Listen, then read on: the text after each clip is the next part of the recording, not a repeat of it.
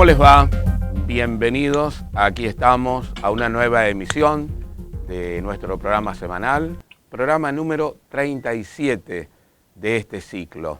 Quiero recordar que hicimos un ciclo similar con el nombre de Otredad. Hicimos 42 programas por este mismo portal que es www.conclusion.com.ar.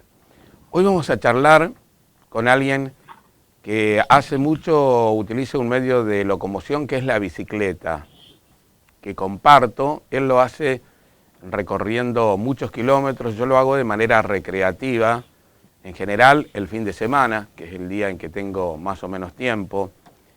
Pero la bicicleta es simplemente el medio de transporte, un hermoso medio de transporte ecológico, pero además de eso ha ido escribiendo, recorriendo, ha ido generando publicaciones que tienen que ver con lo social, con lo económico, con lo político, en distintos lugares del globo terráqueo. Pero está en la Argentina, Wojciech Gancarek, no sé si lo pronuncié bien, creo que no, nacido en el año 1988 en Polonia, graduado en matemática aplicada y física teórica.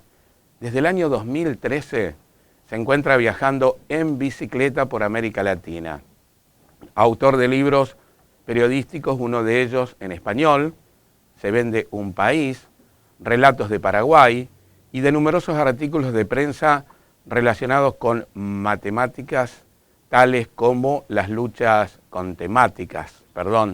como luchas sociales, el cooperativismo o el medio ambiente. Director del largometraje Soy Paraguayo y de varios cortometrajes de tinte antropológico.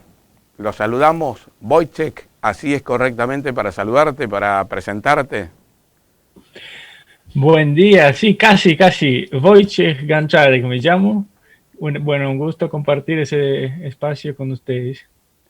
Wojciech Gancarek, nacido en Polonia, como decía en la presentación. ¿Qué te ha motivado a viajar y justamente a América Latina? ¿O fue una casualidad? Y así como mencionaste, sí, estudié matemática y física y eso como que me cansó un poco. Uh-huh. Y me generó ciertas dudas acerca de, bueno, si vale la pena o no seguir pasando mi vida, dedicando mi vida a esto, ¿no? A esa ciencia.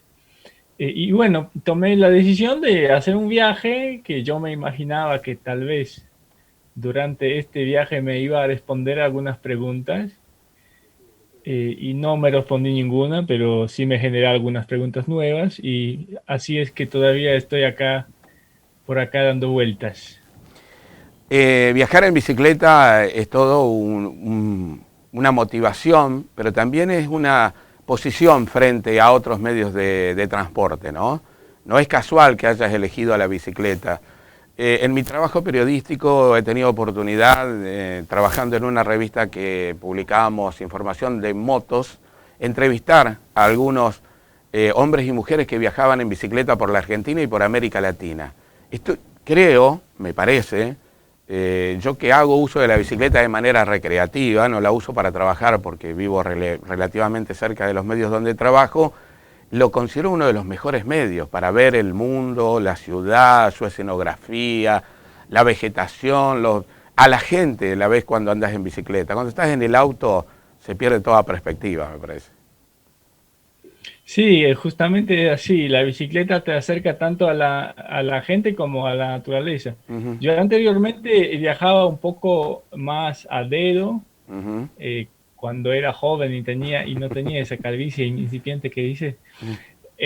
Durante mis vacaciones viajaba a dedo y bueno, la verdad que para el 2013, cuando emprendí el viaje en bicicleta, ya como que tenía mucha experiencia, diría yo, ¿no? En viajar a dedo y como que ya no me generaba tanta emoción, tanta excitación hasta, diríamos, Tanta sino que adrenalina. ya estaba claro, yo ya estaba como acostumbrado a eso, entonces se me ocurrió justamente buscar algo nuevo, la elección fue la bicicleta, y bueno, tiene ciertas cosas en común y ciertas diferencias, Lo que le difiere en bicicleta, como que vos te trasladas, ¿no? O sea, depende de vos si te trasladas o no, qué Mm, tan lejos vas a llegar o no. En, en un viaje a dedo, vos tienes que esperar que te lleven, que es lindo igual, ¿no? Porque es un intercambio de un favor por una compañía. Pero también en un viaje a dedo, si bien, si bien compartes mucho tiempo dentro de un auto con otra persona y puedes conocer sus historias, por lo general te trasladas a distancias muy grandes y terminas en lugares, en ciudades grandes. ujú, Eh, claro. y, y en bicicleta pasa algo muy distinto porque pasas por todos los pueblitos, Ujú, desde, desde los más chiquitos que hay, ¿viste? Entonces, esto justamente ayuda mucho a conocer un país bien desde adentro, ujú, porque te acerca a esos lugares que en otro medio de transporte, lo más probable que no hubieras ni parado ni pasado por ahí. ujú. Claro, es como viajar en avión o viajar en auto o viajar en bicicleta, se ve otra realidad. En avión te perdés todo, es más rápido, más dinámico, no te cansás, pero perdés de vista mucho de la naturaleza. Estás en el sur, estás en el Chaltén. Así es, Sí. estoy nuevamente en el Chaltén, ahora estoy mirando la nieve en los cerros que rodean el pueblito, así Ujú. que ya estamos prácticamente en invierno. Sí, conozco ese lugar, he tenido oportunidad de recorrer bastante el sur, con carpa, yendo a determinados lugares y la verdad que es muy lindo. Algo que me ha sorprendido es que hablas muy bien español y no solo eso, sino que lo escribís bien. Cosa que sabemos todos, primero aprendemos a hablar, después aprendemos a escribir. Y en tu caso hay una situación en que vos venís de otra lengua, otro lenguaje como es el que hablan en Polonia y de pronto salir al español, uno lo piensa, no parece fácil, pero tiene que ver con los años que hace que andás por acá. Sí, por un lado sí, pero también así como aprendemos a hablar repitiendo, ¿Mm? también aprendemos a escribir leyendo Ah, y como que copiando, digamos, ciertos claro, patrones de escritura, ¿no? claro. Así que bueno, yo sí he leído bastante, podría decir, y eso se relaciona un poco con lo que me querías preguntar luego, ¿por qué el Paraguay, no? Claro. Justamente eso se relaciona con que cuando yo estuve en Venezuela, que pasé bastante tiempo en ese país también, tuve la oportunidad de leer bastante sobre la historia y la sociología latinoamericana, ¿no? Escritos por autores locales, y ahí me llamó la atención Paraguay, que es un caso aparte, un caso Ujú. bien diferente, entre su historia es bien diferente en comparación con otros países suramericanos. Bueno, Paraguay, seguro habrás leído, vivió un ataque de la guerra de la Triple Alianza, ¿no? Esa formada entre Uruguay, Argentina y Brasil en su momento, que diezmó toda su población, ¿no? Más que nada hombres y niños, y que lleva una historia, era uno de los primeros países que comenzó a industrializarse en América Latina, y creo que ese puede haber sido uno de los motivos por los cuales recibió un ataque y no está muy bien contado, por lo menos de algunos historiadores tradicionales, las motivaciones de la guerra de la Triple Alianza, pero por supuesto Inglaterra siempre ha estado detrás de esos intereses y dividido a América Latina es más fácil de dominar, ¿no? Uno podría pensar que Uruguay estaba integrado al continente, parte de una parte de Bolivia le quedó, que era de Paraguay, le quedó a Brasil, ¿no? Una parte de lo que era de Paraguay le quedó a Brasil también, y un ¿Y pedacito, Argentina? y le quedó un pedacito a Argentina, pero muy poco, en la zona de lo que sería Formosa, en Misiones, pero no le ha Ujú. quedado mucho. ¿Por qué Paraguay entonces? Contanos. Justamente, bueno, por un lado lo que acabas de decir, ¿no? Esta historia de un desarrollo independiente económico en la primera mitad del siglo XIX, Ujú, muy llamativo, muy distinto, ¿no? Con una diferencia muy marcada. Por ejemplo, con Argentina, ¿no? Que desde el principio, digamos, después de su de independencia, eh, si bien tuvo esa independencia declarada política, pero económicamente dependía mucho de sus vínculos con Gran Bretaña, por ejemplo, ¿no? ujú. Eso por un lado, pero otra cosa es, por ejemplo, el idioma guaraní, ¿no? Que en Paraguay sobrevivió y podríamos decir que es el único país de Sudamérica donde se habla un idioma no europeo casi en toda población, ¿no? Ujú, Porque si bien, por ejemplo, en la vecina Bolivia también tenemos idiomas muy fuertes como quechua o aymara, ujú, son idiomas regionales, ¿no? ujú. Vinculados al altiplano, a la región del altiplano más que todo. En cambio, en Paraguay estamos hablando de una homogenización lingüística mucho más fuerte, ¿no? Ni- Porque en Bolivia, sí, si bien hay muchos idiomas, no, no europeos, son divididos en pequeños grupos muchas veces. Claro, Así que es apasionante, es interesante. Uno se pregunta qué pasó, ¿no? Y es también una historia bastante especial de una isolación, de una marginalización, se podría decir, de Paraguay desde hace 5 siglos, dado que no había ahí ni plata ni oro, así que la corona española no tenía tanto interés como para, para meterse ahí, ¿no? Para cargar más conquistadores en esa región. Entonces, su desarrollo por mucho tiempo fue bastante independiente, podríamos decir, dentro de todo, ¿no? Ujú.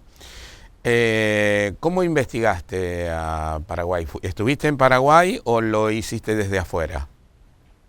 No, no, por supuesto que estuve ahí, casi pasé en Paraguay casi un año y básicamente todo lo que escribo se basa fuertemente en las conversaciones, en las historias personales Ujú, de los paraguayos, básicamente de todos los rincones del país, porque pude recorrer todos los 17 departamentos. Lo que hablo ahora de la historia es como un agregado bueno, que pude conocer a través de la lectura, pero lo que a mí me interesa más y lo que trato de exponer más justamente en ese libro que mencionaste, Se vende un país, son las historias personales del Paraguay actual, Es- contemporáneo. ¿Se vende un país? ¿Por qué el título Se vende un país? Y también otra vez nos podemos volver a esa guerra de Triple Alianza que dices y decir que desde 1870, o sea, cuando termina la guerra, Ujú, ocurre, diríamos, una disociación muy fuerte de lo que sería el gobierno paraguayo y la sociedad paraguaya, y el gobierno paraguayo se dedica a vender este país, a vender sus habitantes en calidad de esclavos, a vender sus tierras y desterrar a los mismos paraguayos de sus tierras ujú. para entregarlos a propietarios extranjeros y nacionales también, ¿no?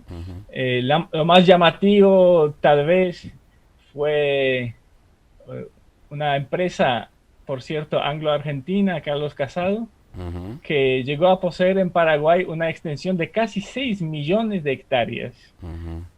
Seguramente sabes del señor Benetton que Sí. actualmente tiene en Argentina que es mucho más extensa, ¿no? Ujú, Casi 1 millón de hectáreas, 900.000 hectáreas. Bueno, Carlos Casado tenía 6 millones de hectáreas. ujú, 5.700.000 exactamente, ¿no? Entonces, eso nos da una imaginación de lo que fue la venta del país, digamos, ujú. y que sigue ocurriendo, ¿no? En menor escala, tal vez ya no son millones de hectáreas, pero sigue ocurriendo, más particularmente en la parte del Chaco paraguayo. Ujú. Esa es una de las motivaciones de la guerra de la Triple Alianza, ¿no? Debilitar un país y apropiarse de sus tierras y de aquellos beneficios que la tierra les podían dar, ¿no? Y concentrarla en determinados sectores. Un país que ha tenido mucha migración. Argentina tiene una de las colectividades más importantes de la Argentina, es la colectividad paraguaya.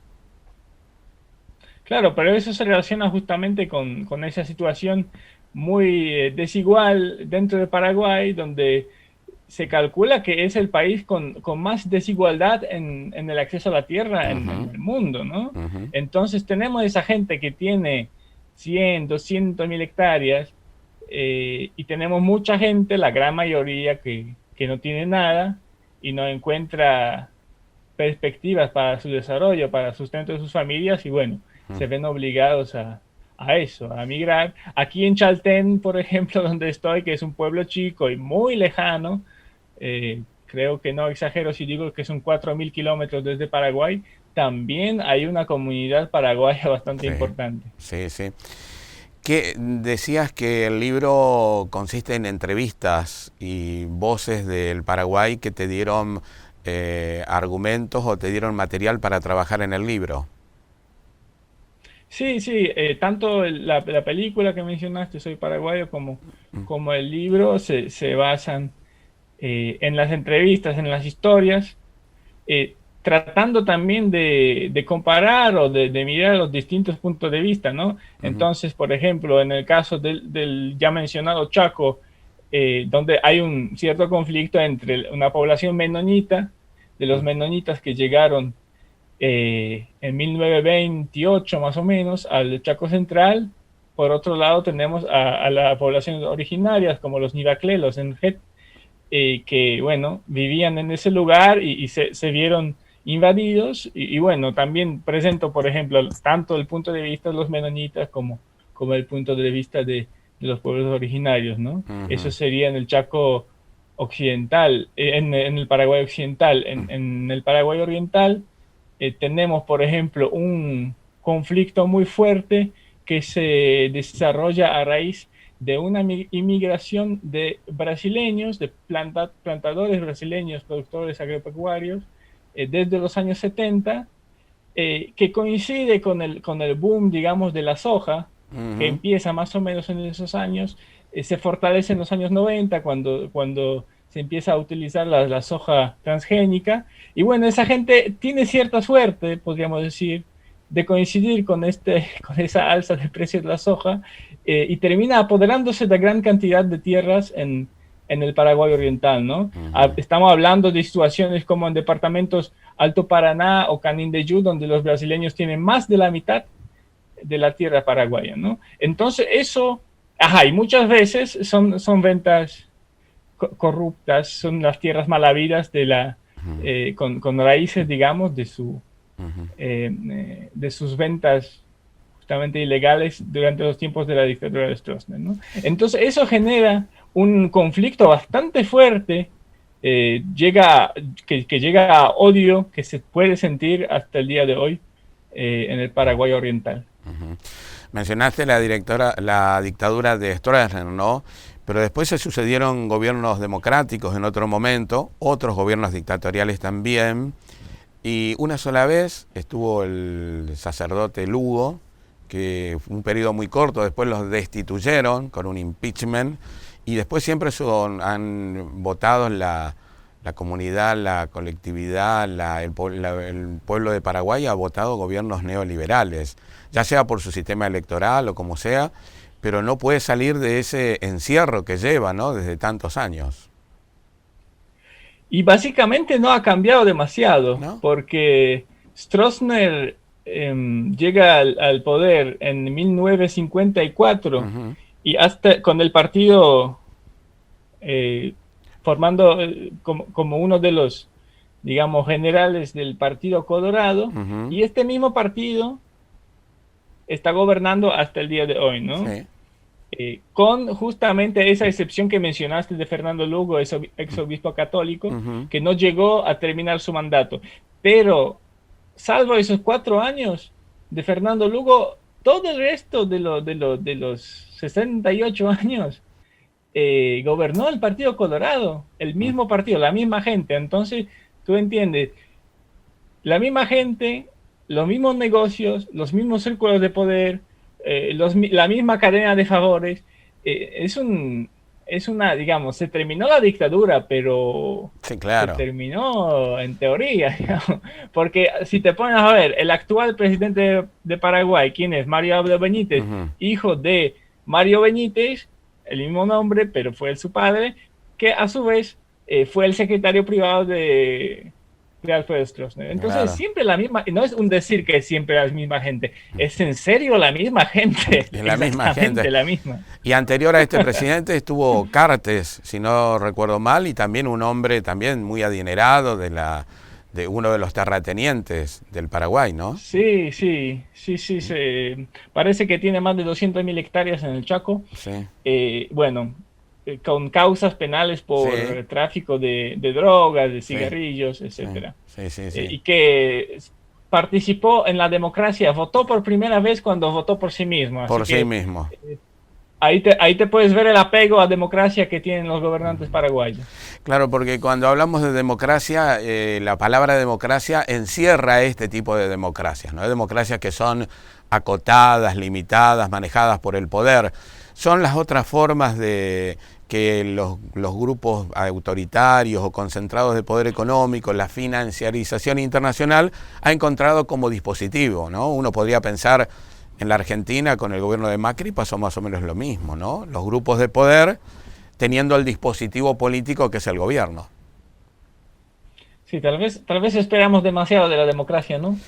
No, las democracias son imperfectas, pero me parece que es el mejor. Solo que hay un tema relacionado con los medios de comunicación que también están en poder de los grupos económicos, más concentrados, ¿no? Ellos son parte del poder y no que son afines al poder. Las empresas de comunicación dependen del poder también. Sí, por un lado sí, pero también no hay que olvidarse que todo lo que, y Paraguay creo que es el ejemplo perfecto de eso, que los países justamente exportadores de materias primas, como es Paraguay, uno Ujú. de los principales exportadores de soja, de la carne, etcétera, Sí, pero te digo un paréntesis que son, mucha de esa soja me parece que es de la Argentina también. Ahí hay una triangulización. Se hizo un triángulo de porque no puede producir tanta soja Paraguay, me parece.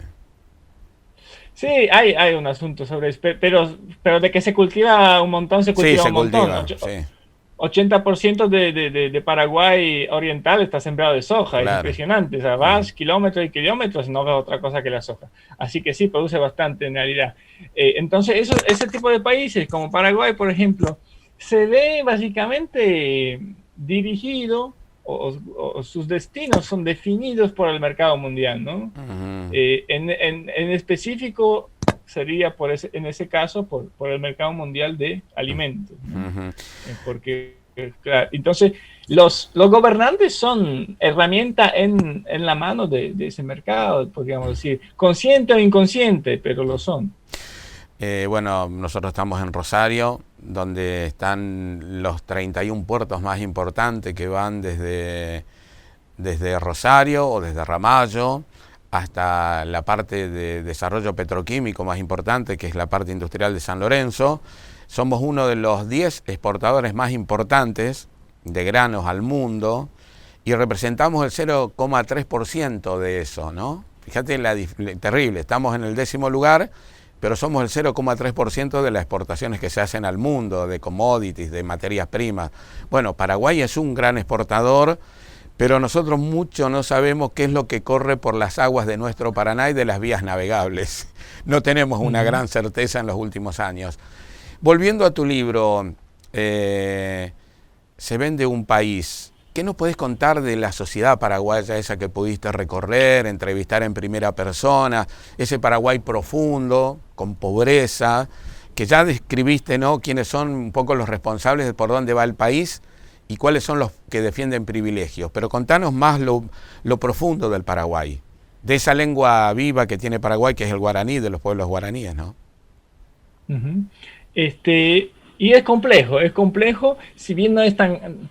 Argentina, por ejemplo, también es compleja, ¿no? Pero es extensa, entonces por ahí a la simple vista, al mapa se comprende que un país tan grande debe tener cierta complejidad étnica también o cultural, ¿no? Ujú, Paraguay, si bien es mucho más chico, también es bastante complejo porque tenemos, digamos, ese mar de paraguaidad, digamos, que se extiende por todo el país, por toda la parte oriental del país, porque Chaco es otro mundo. ujú, Y en este mar de paraguaidad guaranítica hay muchas islas, numerosas islas de inmigrantes ujú, particularmente, ¿no? Entonces hubo, especialmente en la primera mitad del siglo XX y final del siglo XIX, una fuerte inmigración rural, principalmente rural, ¿no? Para diferenciarlo de también una oleada de migración que tuvo Venezuela, pero fue más que todo urbana Ujú, y tiene otras consecuencias que una migración rural.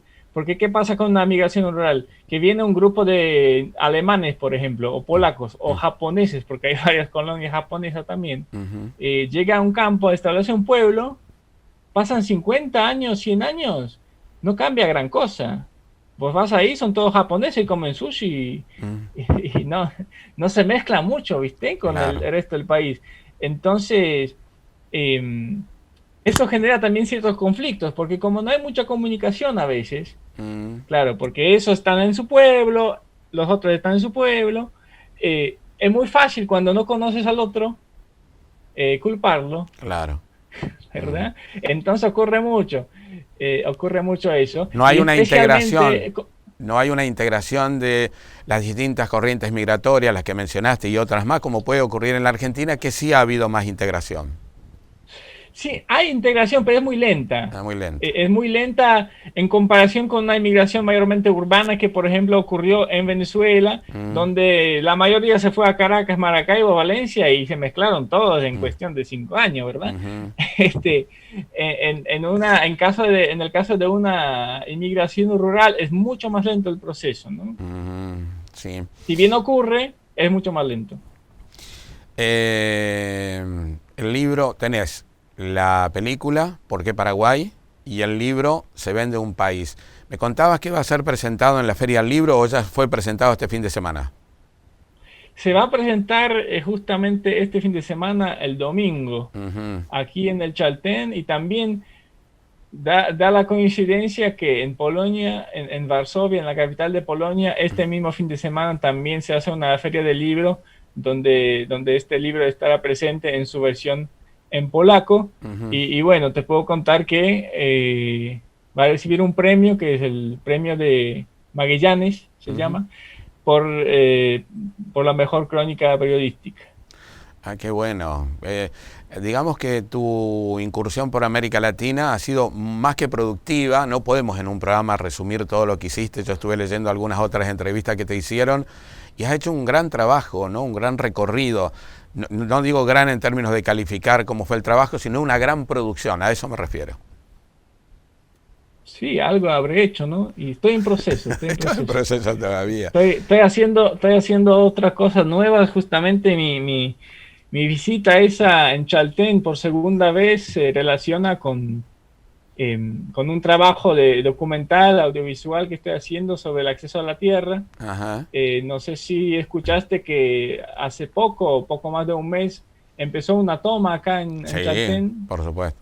Sí, sí. Si bien el pueblo es chiquito y el espacio de la provincia de Santa Cruz es tan vasto, Ujú, no hay espacio. Dicen que no hay espacio en la Patagonia para habitar, así que los vecinos se sintieron forzados después de muchos años de lucha, digamos, de trabajo, ¿no? ujú, Legal, de buscar la manera, de dar propuestas, de preguntar, de ir a una institución, otra, tercera, etcétera, ujú. y después de 15, 20 años ya se cansaron y optaron por tomar la tierra de manera física, Sí, sí, es su derecho, digamos, ir ahí y plantarse. Y hicieron... parece que es la única manera para realmente conseguir algo. Y eso también, si lees la historia patagónica, te das cuenta que siempre ha pasado, ¿no? Por ejemplo, a fines del siglo XIX, con el cacique Manuel Namuncurá pasó lo mismo. Ujú. Iba a visitar a Roca una vez, otra vez, luego a San Espeña una vez, otra vez. 4 veces fue a Buenos Aires y no le dieron nada, ¿viste? Al final le dieron algún pedacito de tierra pedregosa cerca de Junín de los Andes, pero también se la pasó más de 20 años pidiendo algo que antes era suyo también, ¿no? Ujú, Entonces, a esa gente aquí de Chaltén le pasó básicamente lo mismo. ujú. Sí, la historia de la expedición al desierto de Roca y todo lo que detrás de ella vino en el reparto de las tierras en la Argentina, que hoy todavía prevalecen y que son los centros de poder económicos de la Argentina, ¿no? Que tienen una dominación sobre ello. La distribución de las tierras en Argentina ha quedado enmarcada en 1000 familias aproximadamente. Y en el caso de Santa Cruz, donde estoy ahora, por ejemplo, ¿no? La misma legislación fortalece esa distribución en grandes extensiones, Ujú. porque resulta que, por ejemplo, aquí hay un vecino, un estanciero que está al lado del pueblo que tiene 20.000 hectáreas, ¿no?